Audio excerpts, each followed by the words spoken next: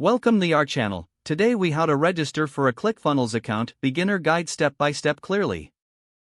Visit the ClickFunnels website at clickfunnels.com. Locate the Start Free Trial button on the homepage. Click on the Start Free Trial button to begin the registration process. You will be directed to a new page. Enter your email address in the provided field. Create a strong password that meets the requirements shown on the page. Confirm your password by entering it again in the designated field. Click on the Get Started button to proceed. You may be asked to provide some basic information about your business. Fill out the necessary fields, such as your name and website if you have one. Complete any additional questions ClickFunnels may ask to tailor your experience. Review the pricing options presented on the next page. Choose the plan that best suits your needs by clicking on it. If applicable, enter your credit card information to start the trial. Ensure all entered information is accurate before moving forward.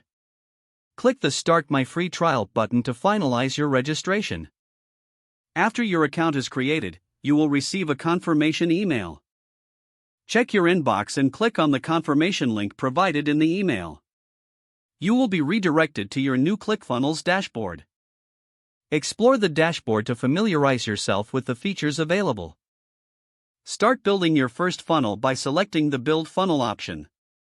If the page does not load, refresh the browser or try again in a private or incognito window.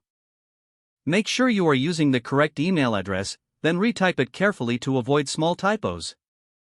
If your password is not accepted, use the Reset option and create a new strong password you can remember. Check your spam folder for verification or security emails, then complete any requested confirmation steps.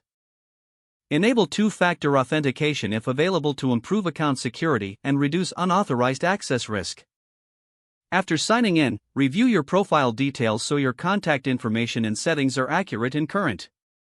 If you see an error message, note it down and try again after restarting your device and internet connection. Don't forget to like this video and subscribe to our channel for more step-by-step tech guides.